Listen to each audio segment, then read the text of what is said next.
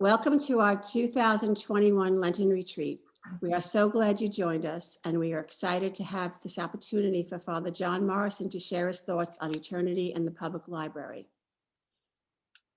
Throughout the presentation, we ask that you keep yourself muted, and we'll open up the conversation at the end. Hope you're having a holy Lent. Father John?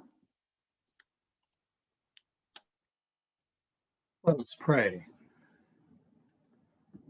God of searing truth and surpassing beauty, we give you thanks for the sanctified imagination that lights fires of faith in the old and young alike.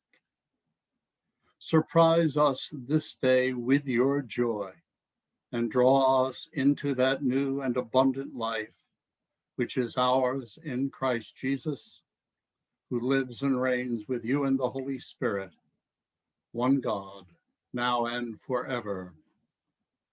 Amen. Well, good morning on this dang drizzly day. I think Melville began Moby Dick with something like that. It is a deep, dank November day, and whenever it is a deep, dank November day in my soul, I find it high time to get to the sea. The title of this retreat is a shorter version of an observation made by an Anglican monk, Harry Williams, H.A. Williams, who wrote this in his little book on prayer called Becoming What I Am. How odd it is, from one point of view, to long for eternity and to be sent to the public library. That means books.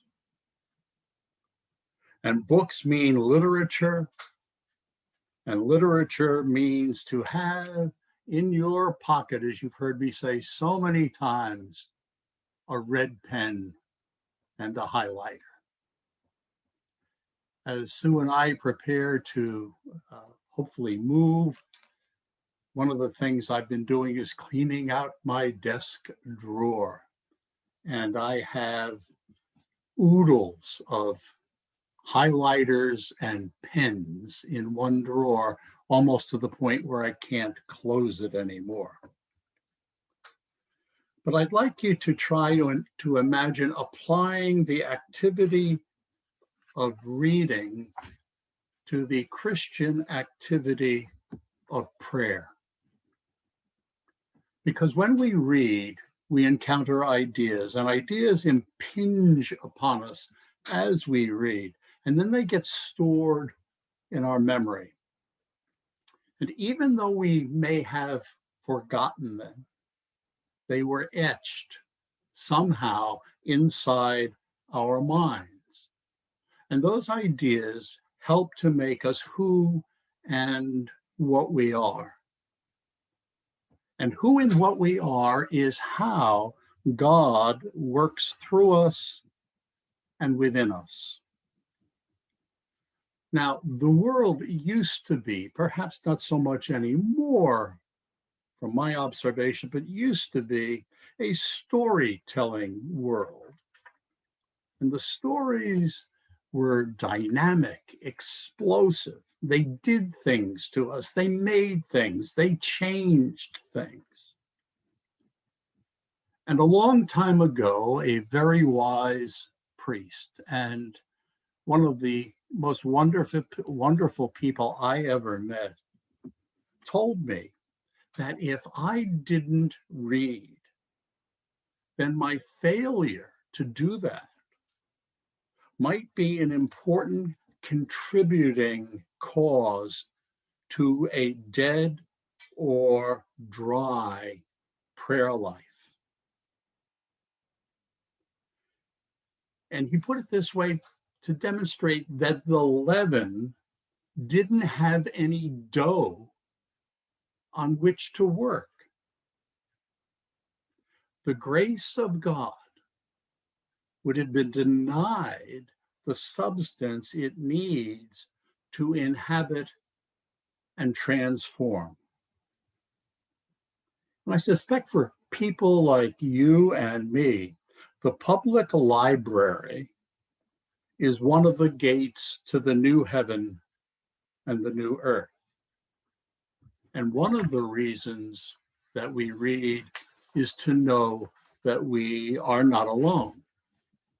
Now, my wife is a firm believer that I should discover what a public library is. And as I continue to give away books, she reminds me that we don't have to buy new ones. There is such a thing called a library. And yet yesterday, Tim Keller's new book arrived in the mail, all because of my obsession of red pens and highlighters. And the library doesn't look nicely upon those who mark up their books. And for people like us, for people before technology took over, for people before Jesus and at the time of Jesus, stories meant business and were a means for coming to grips with reality. So let me give you three quick, very quick, contemporary stories. Two boys, little boys, maybe 10, 12 years old, are in their den. There's a desk, a chair, a computer, and there's a book on the floor, open but face down. And one boy turns his head and says to his rather befuddled friend, "It's called a book. I'm not sure where the batteries go." Story two. A little boy sits at his desk staring at a closed book. His mother says to him, "Just open it and read it. You don't need a password." Story three. A little girl comes to her mother and holds out the book and asks, "No joystick? No mouse? No keyboard? How do you turn the pages?" Keeping those three things in mind, let me begin with some questions about stories in general and about you and me when we were children. Now, did any of you, and we're not going to open the chat room, but just think of this, did any of you have a favorite story or poem? At least initially, was it read aloud to you? And here's the key. Did you ask for that story or poem again and again and again? Did that request drive your parents bonkers? When they read it to you in answer to your request, did they try to leave out the parts? Did you catch them at it and make them go back? My son's favorite story, and it was long, was Sandy the Sandman who'd lost his sand and no one could sleep in all the land. And I would try to skip pages when I would read it to him at night. And he always caught me up short. So I want to just take a minute or two. And I want you, if you have a pen, or you may have to do it just imaginally, is write down the title of your favorite story and why you wanted to hear it again and again. Now I've got a watch, so I'm clocking this. 2 minutes. Just write down your favorite story as a child and why you wanted it over and over.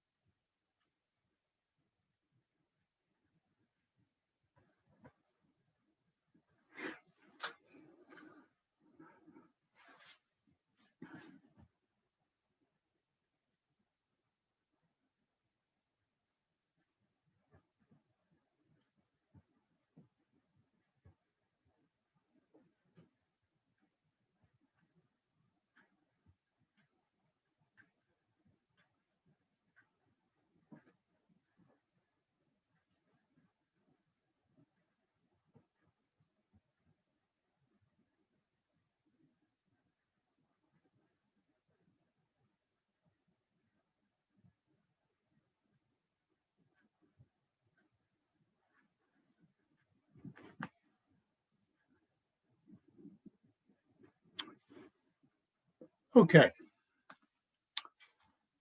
When I was a child, my favorite story was Jack the Giant Killer. And part of the reason was that as a boy, I was called Jack. My father was Jack. I was little Jack until by the age of 12, I was taller than he was. And I was called Jack until we moved to Bayshore, and my mother took me up to the school, to the guidance counselor to register me for school and announced to them, his name is John. And that was the end of anyone calling me Jack. But when you're young, somehow John the Giant Killer didn't have quite the same ring to it as Jack. I liked the way Jack sounded and the way Jack went around disposing of giants, giants of immense proportion, giants with more than one head. Jack was heroic. He wasn't necessarily stronger, but he was always smarter. And Jack appealed to my imagination. And my mom and dad had a way of embellishing the story, not so much as adding parts to it, as adding emphasis and intonation. And I grew up being raised on A.A. Milne and Winnie the Pooh and The House at Pooh Corner and all of the rhymes. And there was one character, especially Sir Brian Bottomley. And I remember it to this day. Sir Brian had a battle axe with great big knobs on. He went around the country blipping people on the head. I am Sir Brian, yay, hey. I am Sir Brian, yo, ho. I am Sir Brian, as bold as a lion. Boom, boom, boom. Take that and that and that. And I did that in my mind as I was hearing Jack the Giant. Giants were heavy. Giants were kettle drums. Giants were thunder and storm. They were ancient and wild and otherworldly. And they lived inside my imagination. Now, when I went to college, I had no intention of being an English major. I was going to major in mathematics, but I couldn't make head of tails out of what f of x meant and quickly abandoned that. But English, well, I wound up there because there wasn't anything else left. What I had read in high school, I hope none of this resonates with you. If it does, that's too bad, was things like Silas Marner and trying to read Shakespeare aloud. And it was being taught to you by a professor who, when you read it, you had to read it as iambic pentameter. To be or not to be, that is the question, whether 'tis nobler to. And it seemed that the same books were being taught by the same teacher every year in the same way. And when I got my first master's degree at Hofstra, I had the same teacher 4 times for 4 different courses. But the 4 courses were the same course, just retitled. There's something wrong there. Anyway, I'm going to ask Claire to give you a poem to look at. I'm going to read it aloud, called A Study of Reading Habits.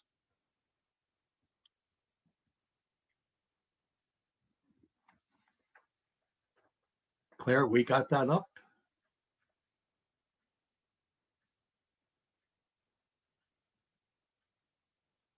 Okay, here it is.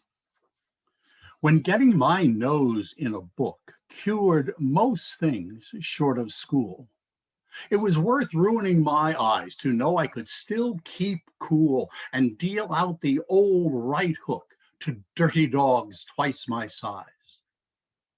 Later, with inch-thick specks. Evil was just my lark. Me and my cloak and fangs had ripping times in the dark. The women I clubbed with sex, I broke them up like meringues. Don't read much now. The dude who lets the girl down before the hero arrives, the chap who's yellow and keeps the store seem far too familiar. Get stewed. Books are a load of crap. And here was me as a young reader at times, a person who would escape reality by identifying with the virtuous hero. But I reached a stage where reading no longer attracted me. In the last stanza, where the language is vulgar and trite. But all that changed. And I began to discover some things about books, and I discovered things about myself. And oddly enough, the one who was my first teacher was C.S. Lewis. Not because I read all of his books, but because someone pointed out some things he had to say about literature. And Lewis is the one who gave me some insights into the nature of the literary imagination with some of his prescient observations. And here's just a few of them. Lewis maintained no book is worth reading at the age of 10, which ought to be equally worth reading. Excuse me, no book is worth reading at the age of 10, which ought to be equally worth reading at the age of 30. Now, do you ever go back and reread those little things that you liked or that book that you wrote down? Lewis went on, the only imaginative work which you and I ought to grow out of are the ones it would have been better not to have read at all. Now, I've told this story before, but I think it bears repeating. When I was first assigned to read Lewis, other than his book on medieval literature, I was teaching science fiction and fantasy. I thought it was punitive on the part of my department chairman. This is garbage literature, but I had to do it. And one of my students in the class, we had to read Lewis's Out of the Silent Planet. Her name was Beth Riggs. That's how big an impression she made on me. Asked me a question. She said, Mr. Morrison, have you ever read the Chronicles of Narnia? And I said, no, Beth, who wrote them? Now, this is 1973. I'm not in seminary, never heard of Lewis, really. And she said, C.S. Lewis. And I said, oh, what kind of books are they? She said, they're fantasies, fairy tales. And I looked at her and I said, Beth, I'm 32 years old. Do you really expect me to read fairy tales and fantasies at this age? And she very politely looked at me and said, Mr. Morrison, you always tell us that if we haven't read it, we shouldn't judge it. So I went to the library. I certainly was not going to go to a bookstore and buy a children's book. And I took out the 7 books, brought them home.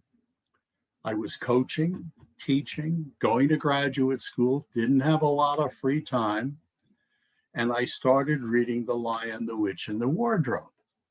And my wife asked me what I was reading. And I said, oh, it's a fairy tale. It's actually pretty good.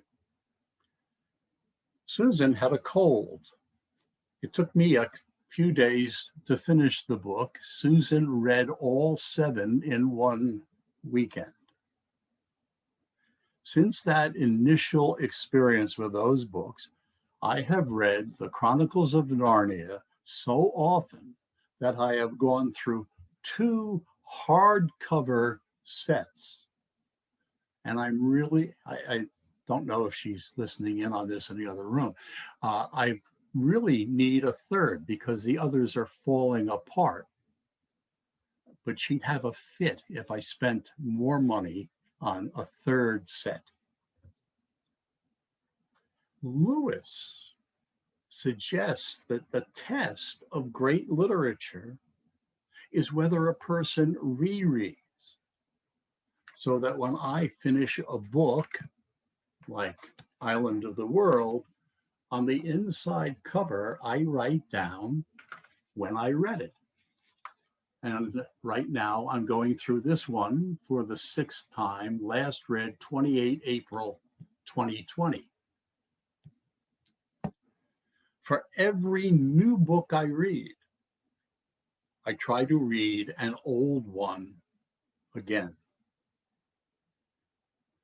The unliterary person reads a book once, closes it, sets it aside, or if you're reading the beach kind of stuff, rips out the pages and leaves them behind in the garbage at the beach because they have no intention of reading them again.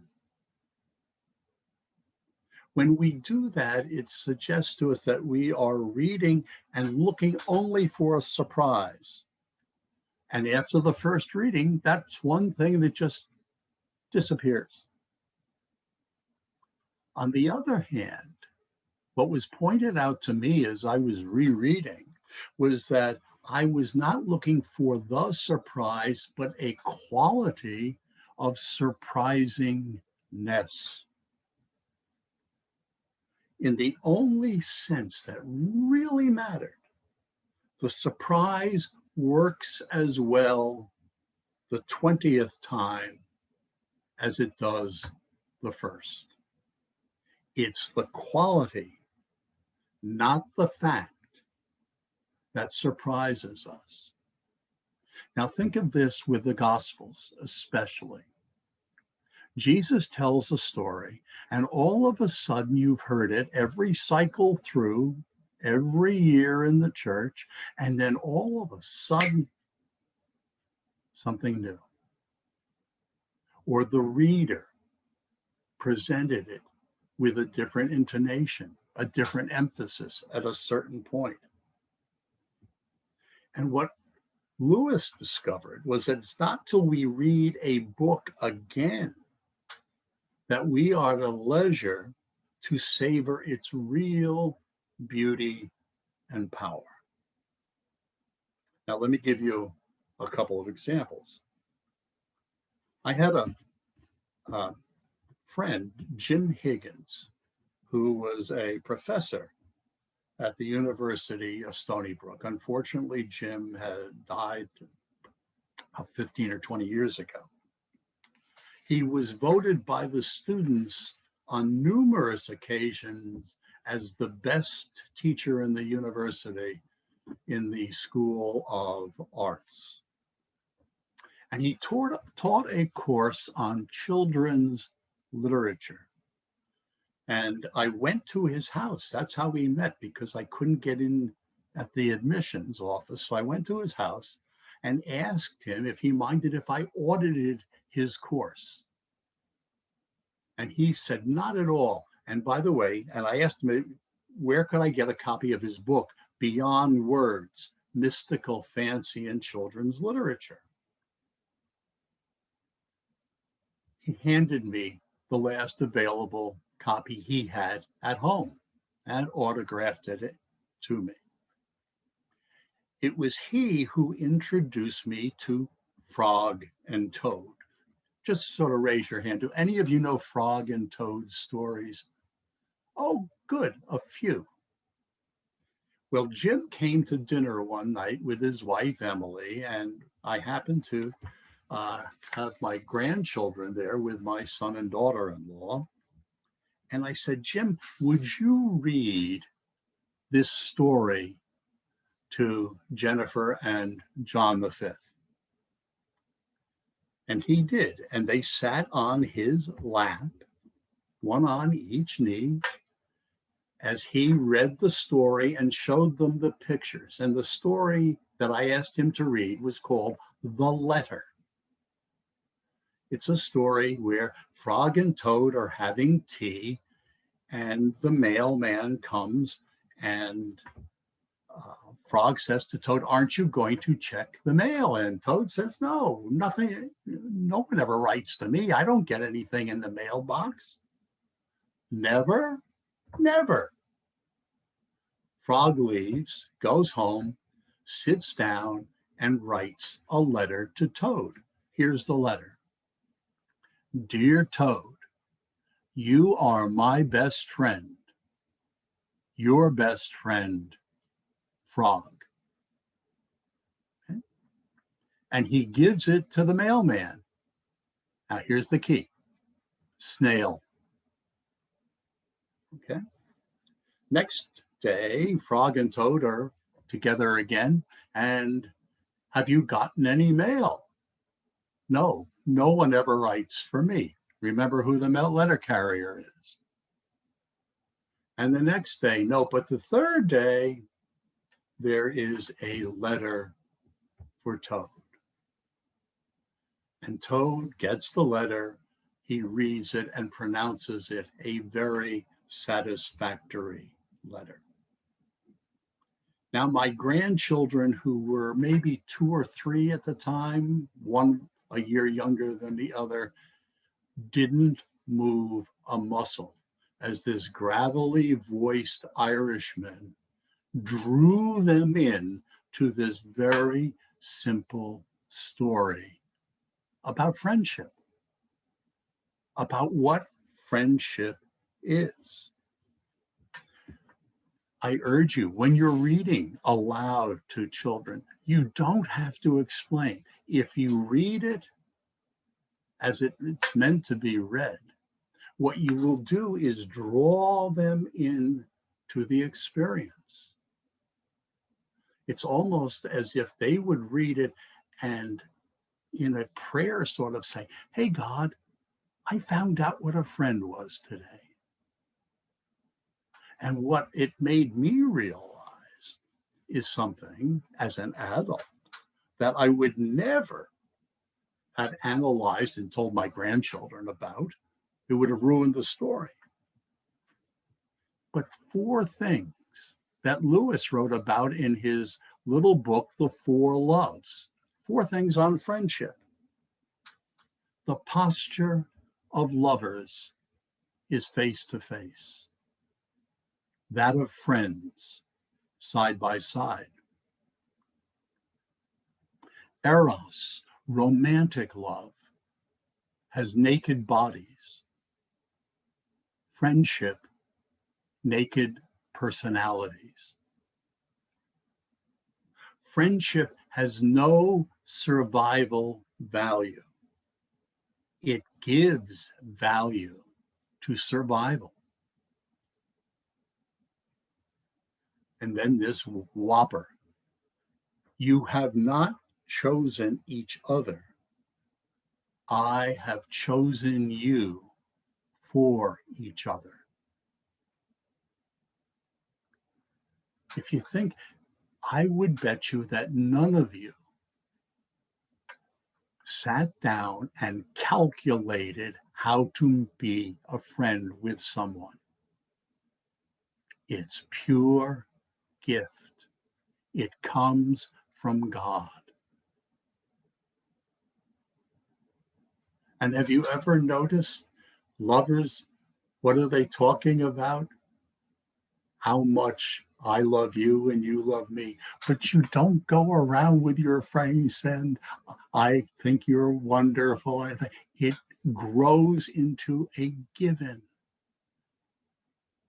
And flowers and blooms. It's a symphony orchestrated all by itself. Give you another illustration. Many of you are probably familiar with Antoine Saint-Exupéry's The Little Prince, Le Petit Prince.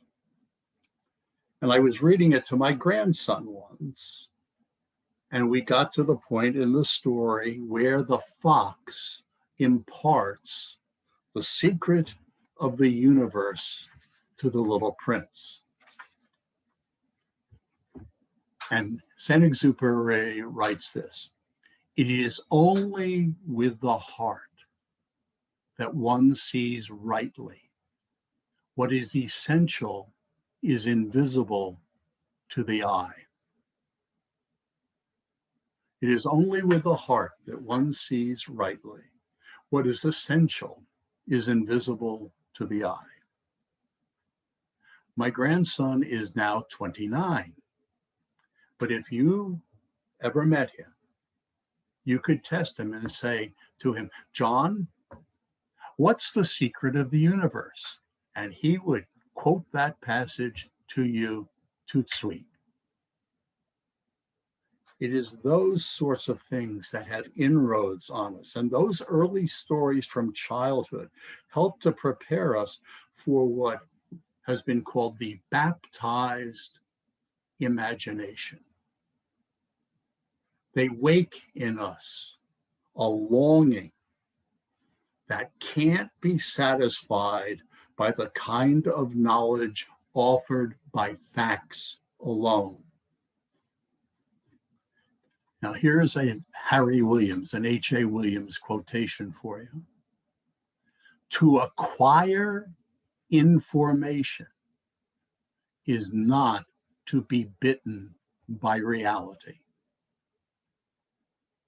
To acquire information is not to be bitten by reality. And once the longing, the desire, the yearning is awakened, it can't be lulled back to sleep. And Williams suggests that what we need is a resurrection of the mind, so that it's raised above this idea of calculation and control. And we discover that you and I are made to be in communion with the world. Okay, Claire, we're ready for poem number 2. Walt Whitman, I'll give you a perfect example. When I Heard the Learned Astronomer. I don't know how many of you ever took an astronomy course. I did as an undergraduate. I didn't understand azimuths, pyramids, zeniths, orbits, or any of that stuff. It was dull. I didn't know this poem at the time, but it made perfect sense.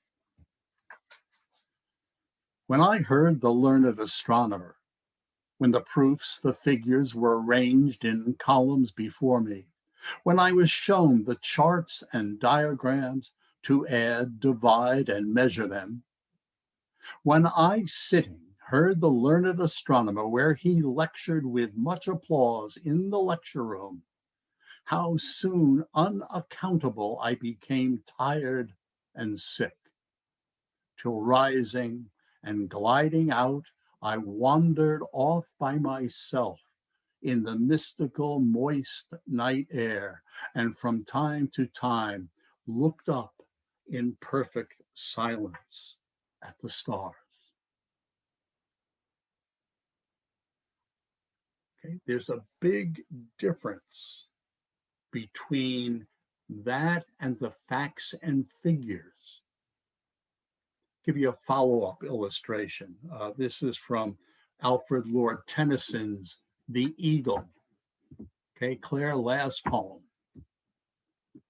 The Eagle. Now, I went and looked up the word eagle in the dictionary this morning. There were 4 definitions. Believe it or not, the 4th one had to do with a golf stroke being 2 shots under par, eagling something. A birdie, I guess an eagle's better than a birdie.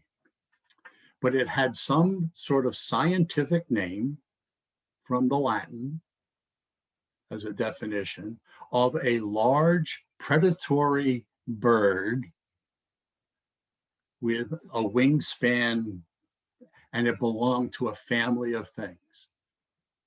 And then Tennyson wrote this poem. He clasps the crag with crooked hands, close to the sun in lonely lands, ringed with the azure world he stands. The wrinkled sea beneath him crawls. He watches from his mountain walls, and like a thunderbolt he falls.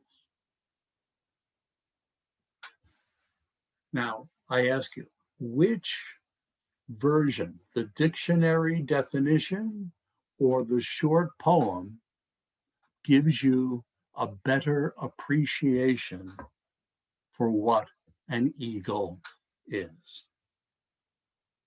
The same sort of thing occurs in Charles Dickens's novel, Hard Times. And the teacher in Hard Times, you're going to love this. His name is Dr. Thomas Gradgrind. And he's teaching a class of young kids.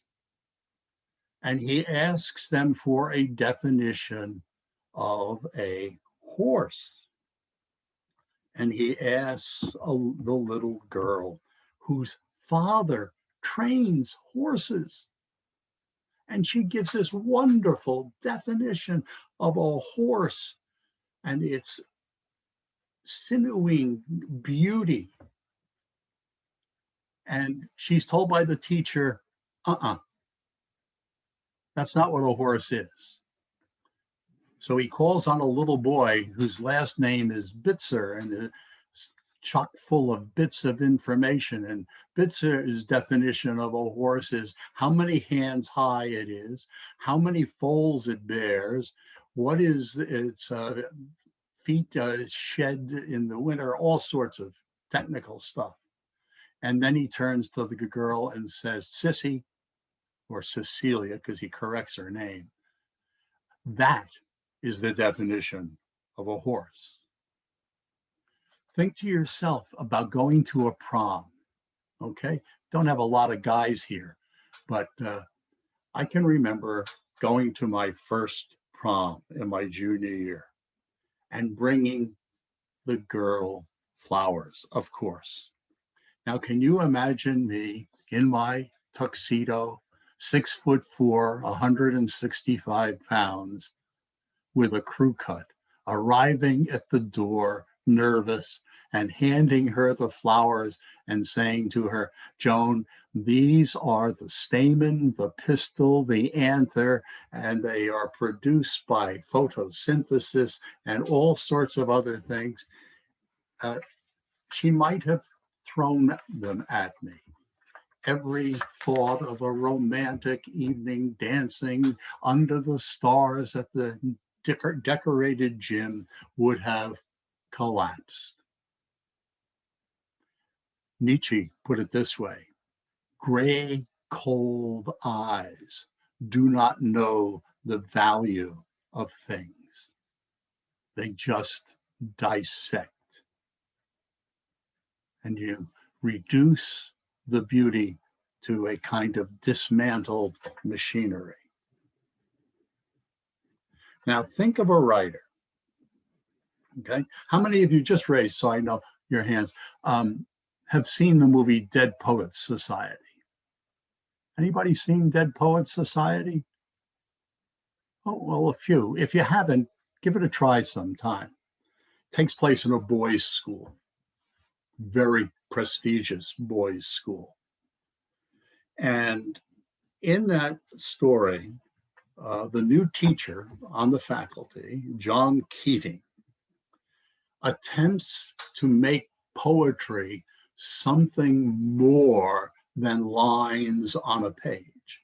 As a matter of fact, he has the boys open their books and begin to read the introduction at the beginning of the textbook.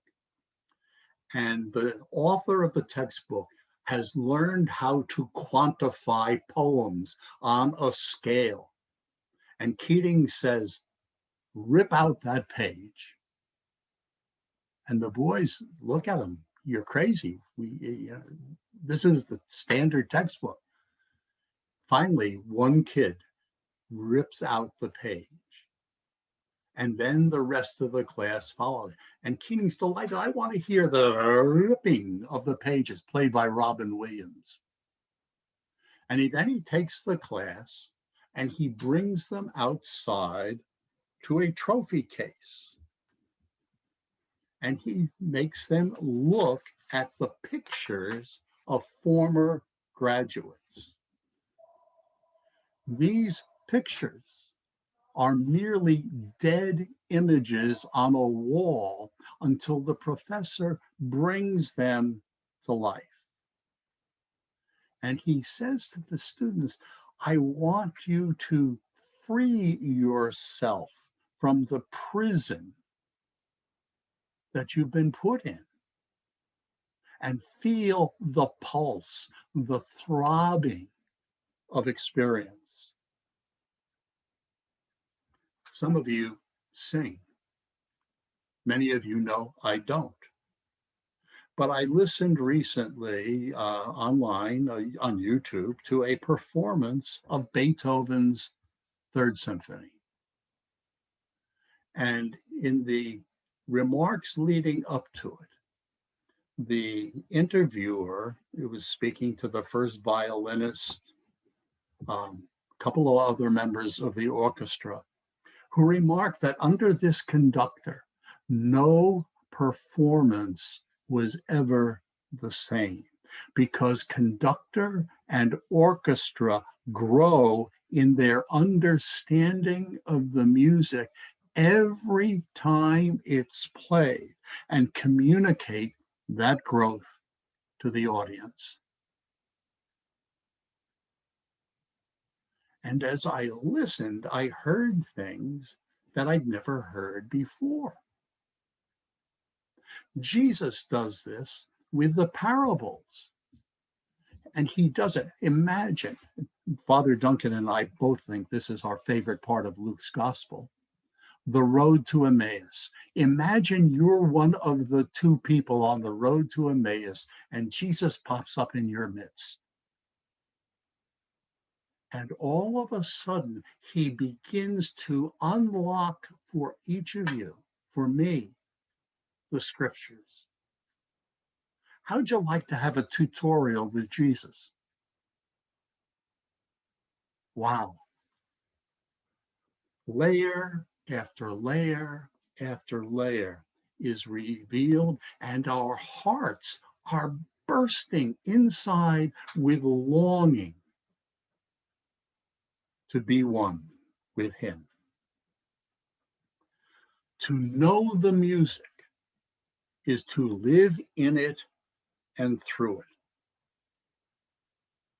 As T.S. Eliot says, the music takes possession of the listener so that it becomes music heard so deeply that it is not heard at all, and you become the music while the music lasts.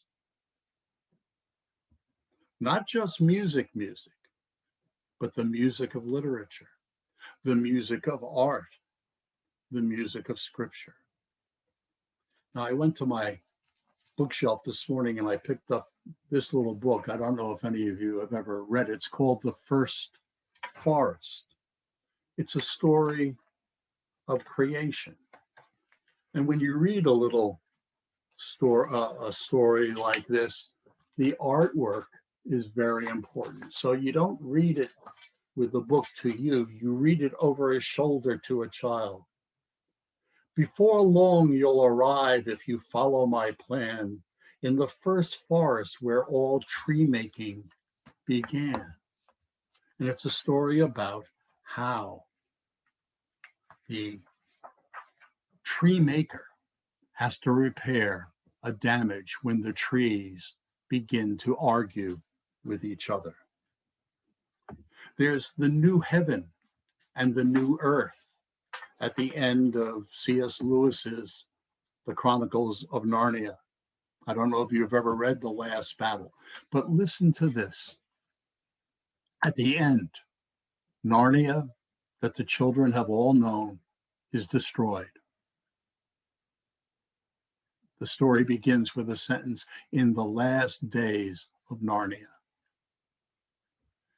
And it's a story of the entrance into the new Narnia, the Narnia beyond Narnia, the Narnia where all things are made new. And Lewis writes at the end, for them, this was just chapter 1 of the great story that goes on forever, and in which every chapter is better than the one before. Now imagine that. That's what Jesus promises us in the new heaven and the new earth. We read in the burial laws, every tear shall be wiped away. Think of it if you've gone to listen to the concert that Alex has played. For me, listening to him on that piano, improvising, is a kind of prayer. And then to watch members of our choir drawing one into that prayer. It's like the Frank Sinatra song, Without a Song. Without a song, the day would never end. Without a song, the road would never bend. When things go wrong, a man ain't got a friend without a song. And that song is composed ultimately by the song giver to us. Any of you ever been to Barcelona? A couple of people, good. Barcelona, you ever been to Gaudi's Sagrada Familia? The Holy Family Church? You look at this church, excuse me, I look at this church. When Sue and I went there with our 12-year-old grandson, I looked at that church from the outside and I thought to myself, my God, this is a giant termite mound. That's the first thought I had. I thought it was one of the ugliest things I've ever seen. And then we went inside. And our guide took us around and we asked him to take a picture of us. He took 5 or 6 pictures of my wife and me and my grandson from different angles so that we would catch the sun shining through the glass windows. And I forgot all about the termite mound as I was drawn in to the reflected glory of God. So, what I want to do is spend the rest of the morning talking about 2 of my favorite books. Let me make a few preliminary observations. The power of a great work of literature is its capacity to point at you and me and say, just like Nathan said to David in 2 Samuel, you are the man. Remember David and Bathsheba? You are the man. You and I are Odysseus, Oedipus, Hamlet, Elizabeth Bennet, Jean Valjean, and the list goes on. The people we meet in literature are not people who never existed. They're us. They are every man. And this has been known for millennia. If you think about the attention they've received, non-people who never existed do not excite attention, let alone retain it for centuries. Underneath the surface of our consciousness, we find all of these characters staking their claim in who and what we are. And when we meet them in a book, we meet ourselves, even if we have been before unaware of our potential to be like this. C.S. Lewis wrote in an essay, "Reason is the natural organ of truth, but imagination is the organ of meaning." H.A. Williams added, he said, "Imagination is not primarily the ability to put yourself in someone else's shoes, but basically to put yourself into your own shoes and to realize that they belong to everyone else as well. So that the writer who describes his characters from the inside is because he first knows them as himself."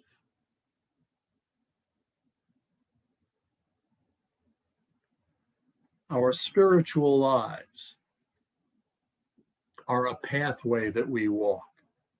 And the journey that you and I take prepares the soil of our hearts, the soil of our souls.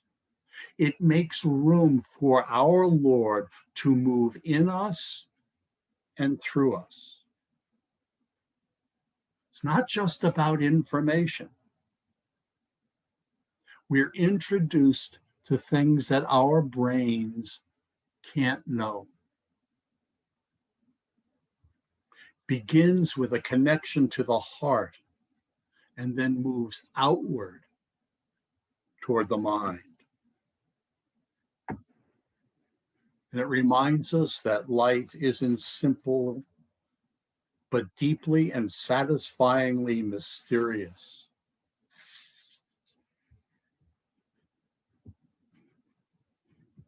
It's what Jesus does to the scriptures. Remember, he says, when he's asked, how do you keep the law? Okay. And he says, love God, love your neighbor. Okay. But then he tells stories and parables to deepen and enhance our awareness of what that means. Now, Father Duncan has mentioned one of his favorite C.S. Lewis quotation, and it's also one of mine. Lewis wrote it at the end of an essay called "Is Theology Poetry?" And here's the quotation. You've heard it before. "I believe in Christianity as I believe that the sun has risen, S-U-N, the sun has risen, not because I see it, but because by it I see everything else." For Lewis, and for so many others, the big picture that lies at the heart of the Christian faith allows you and me to discern a pattern of meaning and value that lie behind and beneath our observations. Now, I'm going to read aloud something to you, and just to let you know, it's going to be a couple of pages. Here's where it's going to begin, okay? And then here's where it's going to be ending. And now you understand why I need a new book. This one's coming apart. There's no room left in the book for any more commentary. That's the last page of that chapter. And it's sometimes in different ink because I learn new things and see new things. Now, what I'm going to read to you is a passage from Lewis's book, The Magician's Nephew, about the creation of a new world. I wrote a 60-page paper in seminary on how a fairy tale could be used effectively to communicate biblical truth. Now, if you've ever read the creation stories in Genesis, in the beginning, God created the heavens and the earth. And on the first day, he did this and pronounced it good. And then this, and then this. And then he got around to us and rested. Now, what I'm going to do is ask you to imagine a little boy and a little girl, Diggory and Polly, a London cab driver,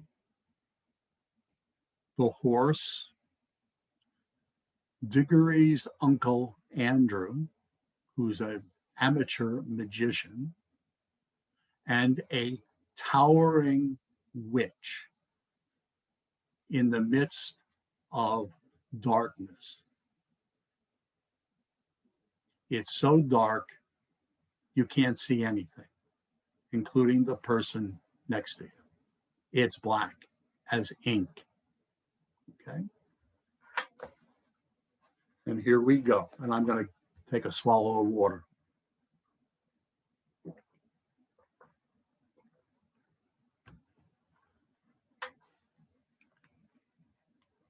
Hush, said the cabbie.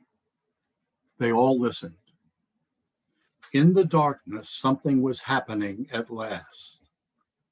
A voice had begun to sing. It was very far away, and Diggory found it hard to decide from what direction it was coming. Sometimes it seemed to come from all directions at once. Sometimes he almost thought it was coming out of the earth beneath them. Its lower notes were deep enough to be the voice of the earth herself. There were no words. There was hardly even a tune. But it was, beyond comparison, the most beautiful noise he had ever heard. It was so beautiful he could hardly bear it. The horse seemed to like it too. He gave the sort of whinny a horse would give if, after years of being a cab horse, it found itself back in the old field where it had played as a foal and saw someone whom it remembered and loved coming across the field to bring it a lump of sugar. "God," said the cabbie, "ain't it lovely?" Then two wonders happened at the same moment. One was that the voice was suddenly joined by other voices, more voices than you could possibly count. They were in harmony with it, but far higher up the scale, cold, tingling, silvery voices. The second wonder was that the blackness overhead, all at once, was blazing with stars. They didn't come out gently, one by one, as they do on a summer evening. One moment there had been nothing but darkness. Next moment, 1,000 points of light leaped out. Single stars, constellations, and planets, brighter and bigger than any in our world. There were no clouds. The new stars and the new voices began at exactly the same time. If you had seen and heard it as Diggory did, you would have felt quite certain that it was the stars themselves which were singing, and that it was the first voice, the deep one, which had made them appear and made them sing. "Glory be," said the cabbie. "I'd have been a better man all me life if I'd known there were things like this." The voice on the earth was now louder and more triumphant. But the voices in the sky, after singing loudly with it for a time, began to get fainter. And now something else was happening. Far away and down near the horizon, the sky began to turn gray. A light wind, very fresh, began to stir. The sky in that one place grew slowly and steadily paler. You could see shapes of hills standing up dark against it. All the time the voice went on singing. There was soon light enough for them to see one another's faces. The cabbie and the two children had open mouths and shining eyes. They were drinking in the sound, and they looked as if it reminded them of something. Uncle Andrew's mouth was open too, but not open with joy. He looked more as if his chin had simply dropped away from the rest of his face. His shoulders were stooped and his knees shook. He was not liking the voice. If he could have got away from it by creeping into a rat's hole, he would have done so. But the witch looked as if, in a way, she understood the music better than any of them. Her mouth was shut, her lips were pressed together, and her fists were clenched. Ever since the song began, she had felt that this whole world was filled with a magic different from hers and stronger. She hated it. She would have smashed that world or all worlds to pieces if it would only stop the singing. The horse stood with its ears well forward, and every now and then it snorted and stamped the ground. It no longer looked like a tired old cab horse. You could now well believe that its father had been in battles. All of a sudden, the singer himself appeared, and then you forgot everything else. It was a lion, huge, shaggy, and bright. It stood facing the risen sun. Its mouth was wide open in song, and it was about 300 yards away. The lion was pacing to and fro about that empty land and singing his new song. It was softer and more lilting than the song by which he had called up the stars and the sun, a gentle, rippling music. And as he walked and sang, the valley grew green with grass. It spread out from the lion like a pool. It ran up the sides of the little hills like a wave. In a few minutes, it was creeping up the lower slopes of the distant mountains, making that young world every moment softer. The light wind could now be heard ruffling the grass. Soon there were other things beside grass. The higher slopes grew dark with heather. Patches of rougher and more bristling green appeared in the valley. And it goes on for a couple of more pages. But the key is, for me, if I did that well, it will give us a sense of hearing the story of creation as if we'd never heard it before. And for those who haven't heard it, the effect can be remarkable. Now, I read from parts of 2 chapters. I can remember there were several points in the Chronicles of Narnia when reading them to my children. I'd reach the end of a chapter. Oh, Daddy, please, one more. And the genius of Lewis is that a chapter was designed specifically to only take maybe 15 minutes to read aloud. But this was one of those things where they were drawn into the music. Now, I would never do with my kids or a child or even a class what I'm going to do now with you. And that is take a look at the passage. I might say to a class of youngsters, ask them a couple of questions or elicit observations about what they heard. How does it fit with the rest of the story? but I would not begin by literary analysis.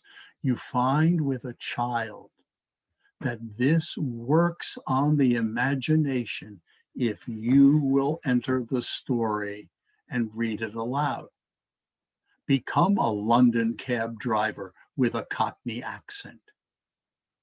Become a little boy who recognizes what Aslan has done and hopes that maybe Aslan will have a cure for his dying mother. And when Diggory approaches Aslan with that request, and Aslan says to him, "Speak your thought, child." And when he does, Diggory looks up at Aslan and beholds in Aslan's face the fact that Aslan feels sorrier about his mother than even Diggory does.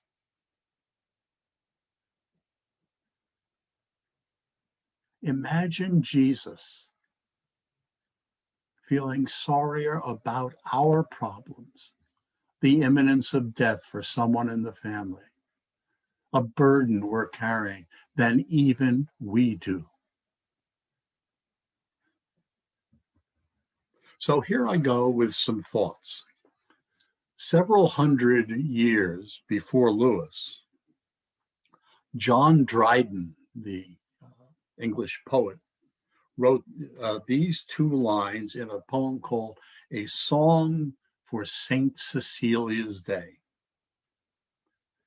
From harmony, from heavenly harmony, the universal frame began. Aslan has filled this world with the wonderful and the mysterious and the awesome, with the beauty and energy and excitement that can only come from God. I don't know if you experienced that at all or not. Aslan's singing Narnia into existence is all about creation and new creation. It's deliberately, without ever saying so, and carefully telling us the story of the great Lion of Judah, making a good world, grieving about its collapse into wickedness, because Aslan will say to the children, "And who brought this witch into my new world?" And determining to put it right, to sort it out, to do it justice. And in that spot I read when the cabbie said, "God, ain't it lovely?" God is not an expletive. It's an intuitive grasp on the part of this man about the origin of such loveliness. God, isn't it beautiful? You've all looked at sunsets, sunrises. It's what I thought when I saw the sunset on Mount Tabor outside the city of Jerusalem. It looked like this mount coming to an apex, and here was this sun almost perched at the top, coming down.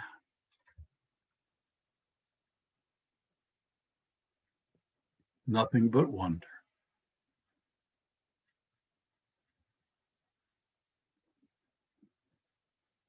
The cabbie, untutored, not a college student, sees in the created order and balance and harmony as it exists in God's mind, although on a much lesser scale. And in one sense, C.S. Lewis wants us to see the whole story as being narrowed down and focused like a bright laser beam on a single character, Aslan. God invites us to zoom in on what's occurring to grasp the deep beauty of the music being played and sung. And if we're really fortunate, we might even be drawn into prayer. Now, if you remember the prayer I read at the beginning, believe it or not, that's from the Anglican book, Lesser Feasts and Fasts. It's the collect for the feast day of C.S. Lewis, the Sanctified Imagination. If I said to you, and I did this with high school classes all the time, okay, we're going outside and we're going to look up and you tell me what you see. And everybody said, I see a sky, I see clouds. But the number one word they saw was space. Now, the word space connotes emptiness. There it is, space, nothing's there. And in his space trilogy, Out of the Silent Planet, the first one, the main character has been kidnapped and he's on a spaceship headed for Mars. And he looks out the window and all of a sudden he understands that the Greeks had it right. They didn't have a word for space. They called it Uranos, the heavens. And it was teeming with life everywhere. And Lewis writes this wonderful word, a wonderful phrase: language is too definite for reality. Language is too definite for reality. I'm sure you've all had the experience. You've gone to the Eucharist, and if someone said to you, what happened? It's not, well, I got a piece of bread and wine, and this is what it means. All of a sudden, participating in that moment, or you've gone to the foot of the cross, or you did what I did and kneel before the cross at the Church of the Holy Sepulchre. I know Dave Lassek's been there in Jerusalem with Nellie. You don't turn that into language immediately. It just is. It seizes your entire being. It defies language. In a little book by a guy, I've only read a little bit of this, by James Bryan Smith, called Embracing the Love of God. He said, as a little boy, he was totally blind to the created order. And then he read Chesterton. And I find Chesterton a tough read. But he found this little nugget. Nature is not a system of necessity. Nature is not a system of necessity. It springs, as in that passage I read you from The Magician's Nephew, from the mind of God. Its glory, its wonder, one thing doesn't necessitate another. It pours forth. And Smith, when he wrote this, said he looked at grass and trees and birds, and all he could think of was one word: wow. Wow. They weren't a dead prop in life's drama, but wondrous gifts spoken from the mouth of God. Any of you know Annie Dillard's book, A Pilgrim from Tinker's Creek? A Pilgrim at Tinker's Creek? Wonderful little one. I'm going to read you a paragraph. It's a good place to live. There's a lot to think about. The creeks, Tinker and Carvin's, are an active mystery, fresh every minute. Theirs is the mystery of the continuous creation and all that providence implies. The uncertainty of vision, the horror of the fixed, the dissolution of the present, the intimacy of beauty, the presence of fecundity, the elusiveness of the free, and the flawed nature of perfection. Freedom is the world's water and weather, the world's nourishment freely given, its soul and sap. And here's the wonderful final 5 words. And the Creator loves pizzazz. You have all these wonderful images, and then you get this word pizzazz. Wow. And the Creator loves pizzazz. Glory be, says the cabbie.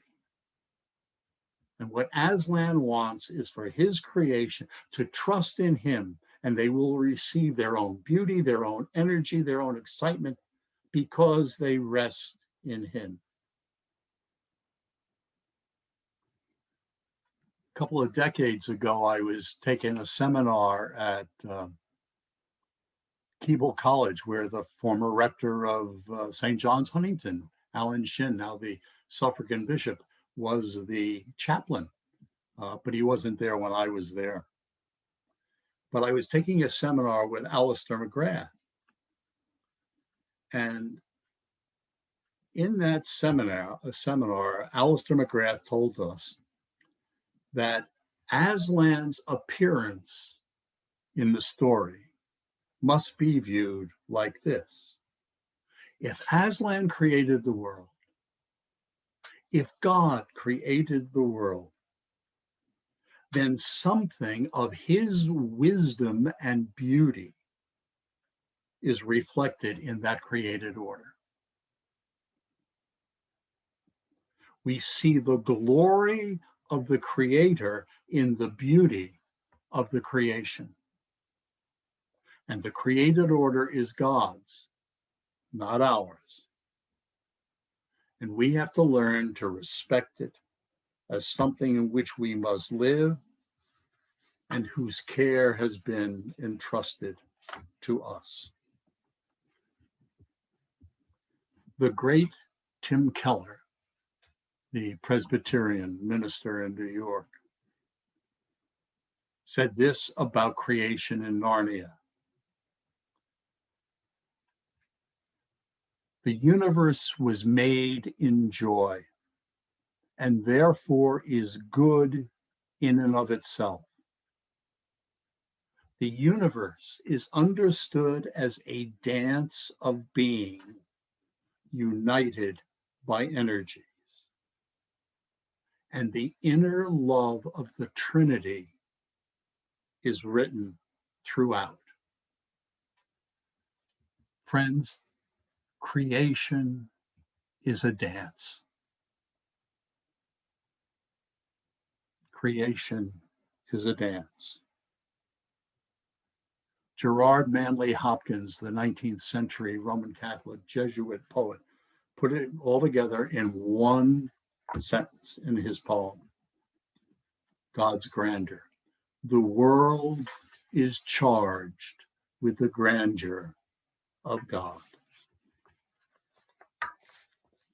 Okay, lastly, the next book I want to talk about should have a sign on the front page of the book.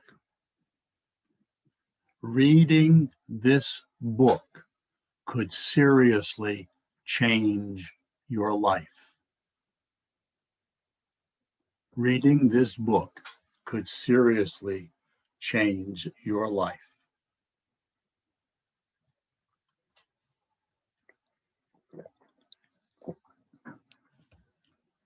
I consider Michael O'Brien's Island of the World the best book I have read this century,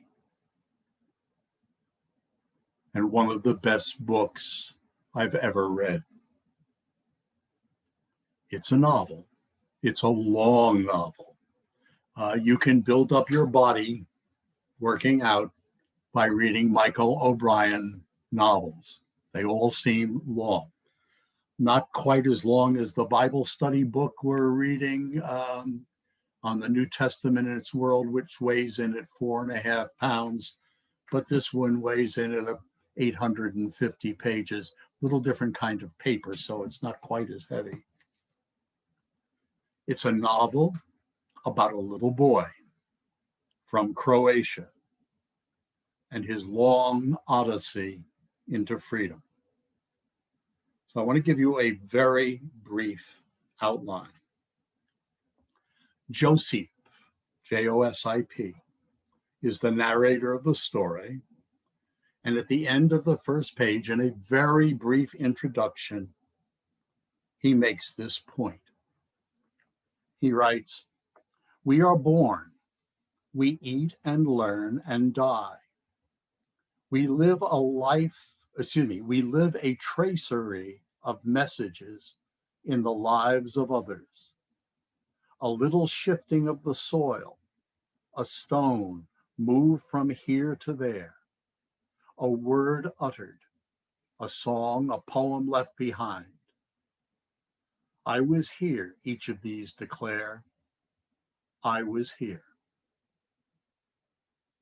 And I'd like you to think of that in terms of the messages your life, my life, will leave behind in the lives of others. There is much to be loved in this novel and much to be learned from it, especially in terms of how one takes up the cross of Christ as a disciple rather than as a mere admirer. And it comes to us not as a lecture, but as a lived experience. And we say to ourselves, well, so that's what it means. So that's what it means. Josip lives in a time of political turbulence in Croatia, but not for the protected children. In a little village, his father is a school teacher, the little village Rajka Polska, the fields of heaven. We get a sense of the innocence that will be shattered. One day, he journeys with a friend sent on an errand to get a midwife to assist with the birth. And the two go on a journey. Joseph returns to the village to discover his parents are dead. His little girlfriend is dead. His priest is dead. His body across the steps of the church. His world is shattered. William Butler Yeats wrote in his poem, The Second Coming, applicable words. He said, "Things fall apart. The center cannot hold. Mere anarchy is loosed upon the world. The blood-dimmed tide is loosed, and everywhere the ceremony of innocence is drowned.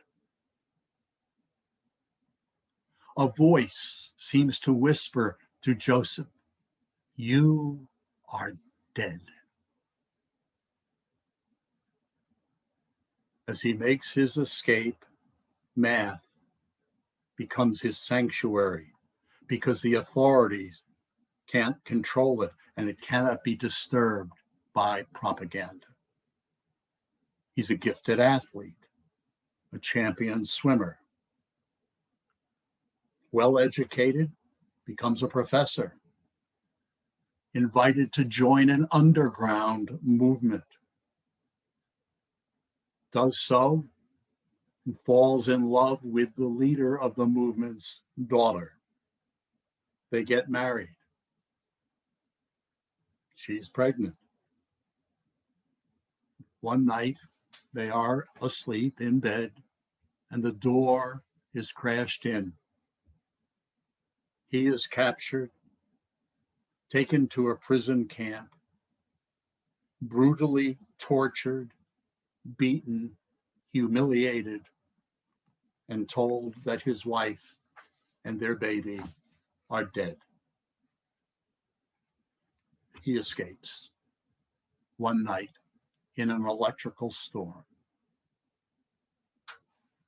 500 pages right there.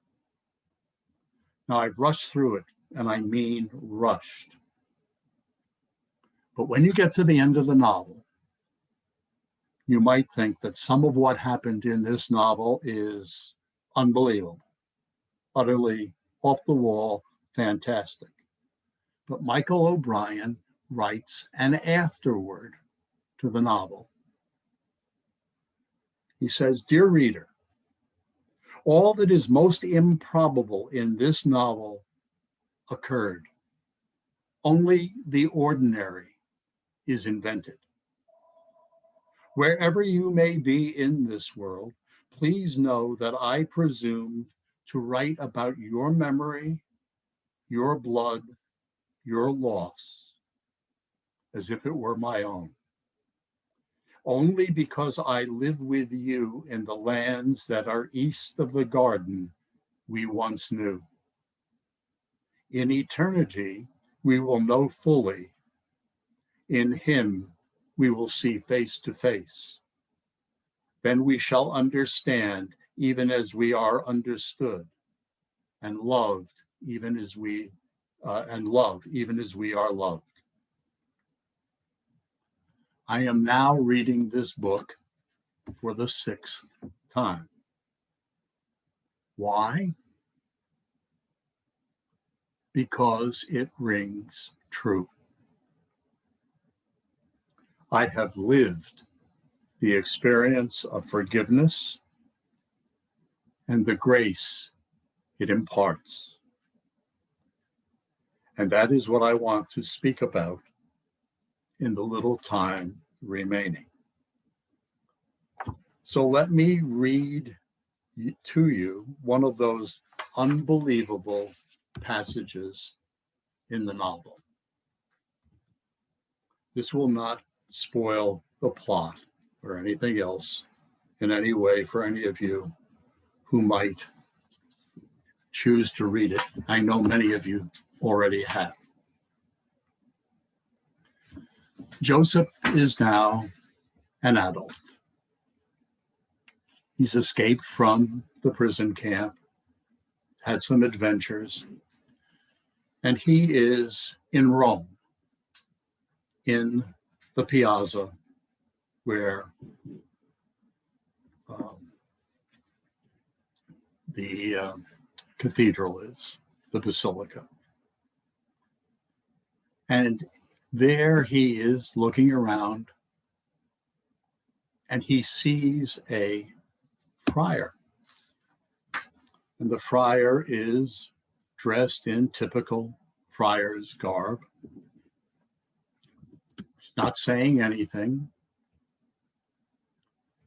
His eyes are closed. As a matter of fact, his eyes never open the entire time. Eyes closed by the friar the entire time. Joseph seems to think that the friar is calling him over. So I pick up here.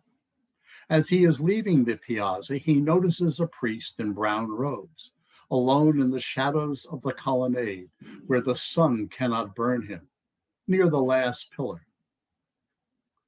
He is seated on a box, his head bowed, fingering a rosary. He's a Franciscan of some kind, because his robes are like Joseph's priests when he was a boy.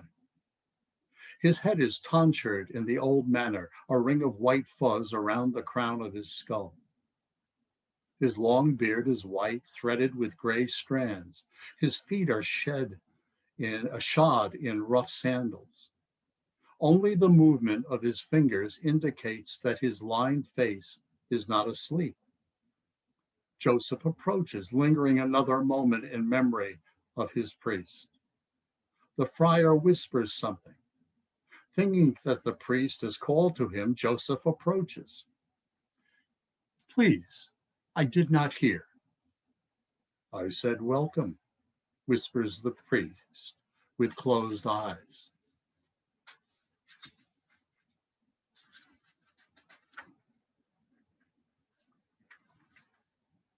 Thank you.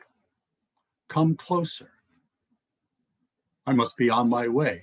Good day to you. Come closer, and do not be afraid.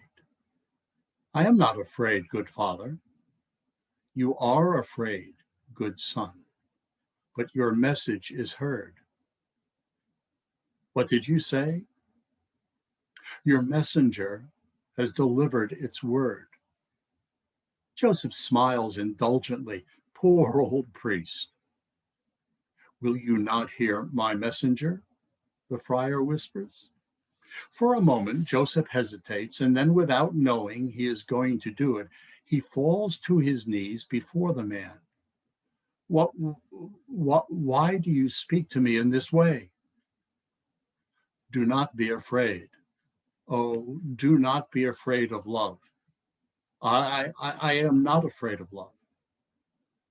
The words you send me are heard. Always they are heard. Now I speak to you, my son, from my heart. Bring your sorrows to me and give them to me, for no longer will you call yourself forsaken. I do not understand. Who are you? And what are you saying to me? Welcome. I must go. The door opens before you. Walk through it now, and everything else will follow. I cannot. You can if you choose. You are free to choose. You are afraid of the pain. Yes, and the blood in which you drowned. Yes, I am with you. Do not fear. Now you may confess and be cleansed if you choose. For some moments, Joseph wrestles silently. His hands are by his side, his head bowed, and he sways on his knees. Still, the priest has not opened his eyes, though his fingers continue to move on the beads. It has been many years since my last confession, Joseph begins. He breaks down, sobbing, as the priest makes the sign of the cross over him. How many years? I think I was 12 years old then, before the men of darkness came and the blood. Startled, Joseph stares at the old man's face. Instinctively, he moves backward on his knees. Do not be afraid. See, the door is opening. I can't see it. Just begin. You know how it must be, for you are one who walks. First the step, then another. So begins his confession, his first since the world ended. How long does such a confession take when a lifetime of sin is remembered? The storerooms open one after another, the cellars too, though not all at once. How is it so, all this sin he has committed? Why is there so much when he thought he was good? His youthful errors had been minor. His moments of great darkness had been both few in number and swift in passing. So he thought. Now, as he and the priest fall silent together, he knows there is more. Once, long ago, Joseph whispers, I desired to kill a man, and if I had not been a boy at the time, if I had been stronger, I would have killed him. With the hatchet? Yes, breathes Joseph, astonished again. And the confession goes on. When it's over, the priest pronounces absolution. And the story ends this way. Now he sees it, now he sees it in the light of day and confesses it. There is more to tell, and it all comes out: his despair, the time he tried to take his own life, to murder himself. When he is finished, he is emptier than he has ever felt before. But there is peace in the emptiness and a sense of profound rest. For your penance, pray a rosary for the soul of each one whom you have desired to kill. 3 souls, 3 rosaries. Will you do this? Yes, says Joseph. Good.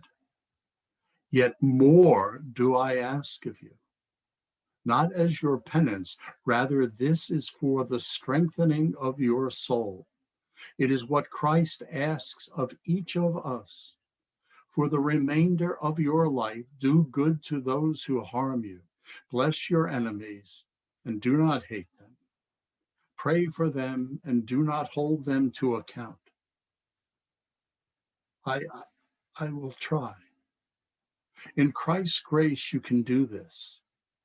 Though the sins committed against you are most grievous and would test the greatest of souls, you have been given a cross and a blessing that few can receive. Will you ask each day for the grace to forgive? I will ask. For without God's help, it is not possible. Each day of my life, I will ask for the impossible. He is master of the impossible. And so it ends. That's one of the parts that Michael O'Brien addresses in his afterword. And I've known something like that when I was in seminary and going to St. Peter's in Bayshore. We had a Faith Alive week, a weekend, I should say. And one of the priests that came over for this mission from England had with him a younger priest, and people were given the opportunity for confession and things of that nature. And one woman went to the altar, and the young priest from England unfolded her entire life. And she accused the rector of St. Peter's of divulging confidences, but he had never spoken to the rector. He looked into her soul and knew what she needed, just as happened to Joseph. Now, just a few comments, and then I'll open this for questions. At the end of a wonderful book by N.T. Wright called The Day the Revolution Began, Wright makes this observation. Jesus's followers are to go into the world equipped with the power of his own spirit to announce that a new reality has come to birth, and that its name is forgiveness, and that it is to be had by turning away from idolatry. Forgiveness is the new reality.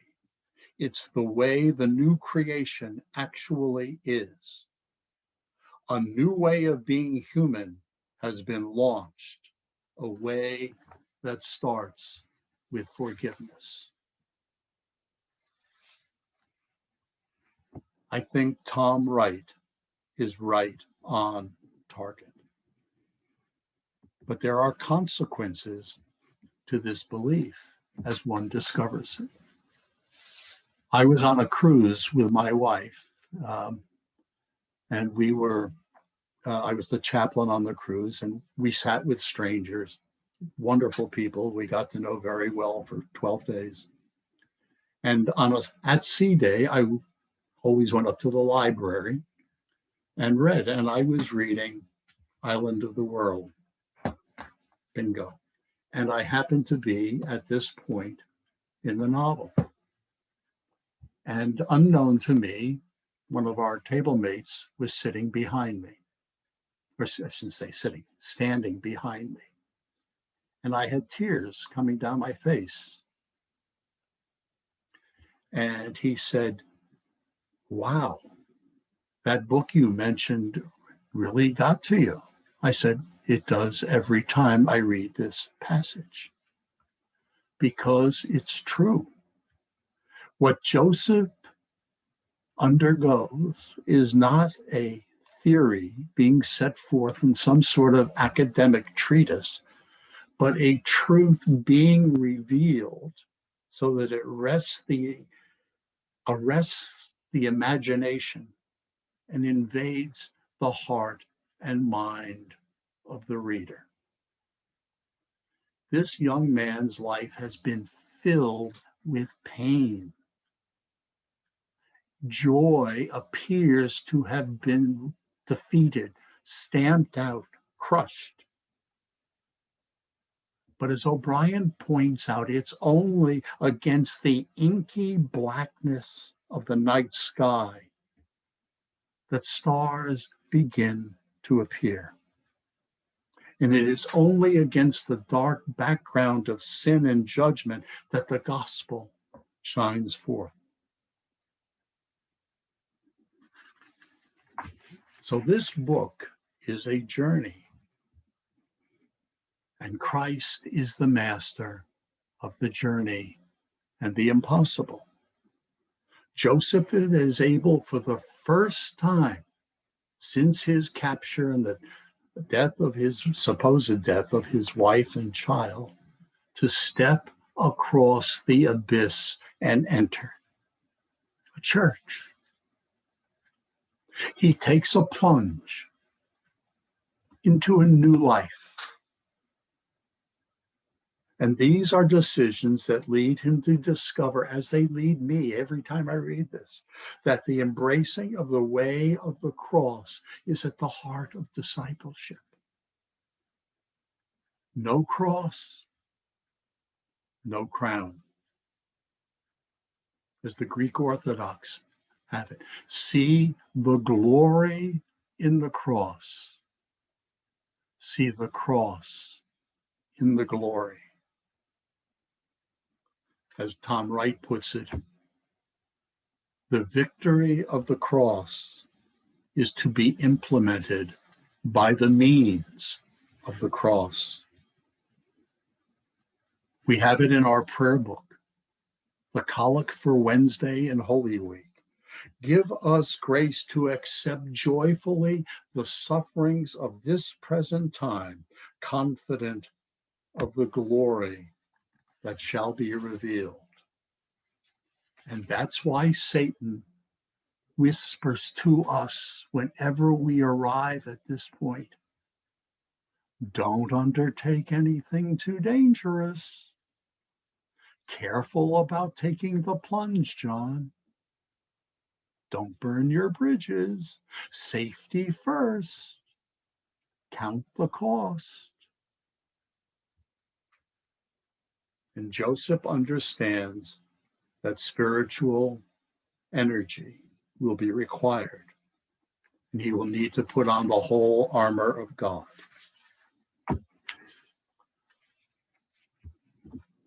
So, final comment. The novel ends with these words. So life resumes. as it must.